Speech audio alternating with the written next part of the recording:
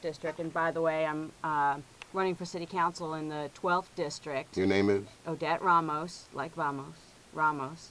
And I live in the Charles Village community, and one of the things that we do in the Charles Village community is we have a crime watch program. And what that does is, because we know that a lot of the people that are doing the crime are actually repeat offenders. They're getting arrested and they come back out the next day, or they come back out later on. And so what we're doing, or what's been done in Charles Village, has been that we have a crime watch program where there's somebody who's a retired gentleman who is very diligent on the internet. He goes to the courthouse, etc., and he tells us and the rest of the community, look, we need to put community impact statements in so that the judge knows that this guy can't come back out.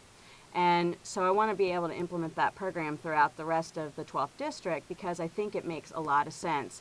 And then we have to take the next step and make sure that, again, to get rid of this revolving door, that we need to make sure that the triage group in central booking isn't just kicking them back out. Well, let me say this to you, Ms. Ramos. Your video got 300 hits in 5 days, and I want to know what type of viral internet network do you have? Because if I'm running for office, I want Odette Ramos on my team. Oh, yeah, and Odette's been around for a long time doing some really wonderful things, and so I was very surprised and happy to see that you're actually running, Odette. I bet Robert Stokes ain't all that happy. Well, I know one thing, that she's been around a long time making some major headway in Charles Village. So Tell them about your Village Learning Center. Right. Well, in 1997, the St. Paul Street Library of the Pratt was closing, and of course the community was extremely upset about it.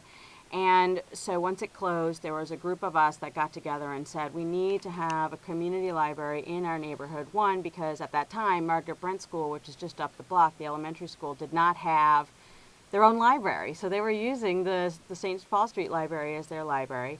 And two, we needed a place for our kids. And so the group of us got together and we made a good run at it to be able to create a nonprofit called the Village Learning Place. And we've got the building from the Pratt Library, thanks to the late Mrs. Sarbanes, by the way.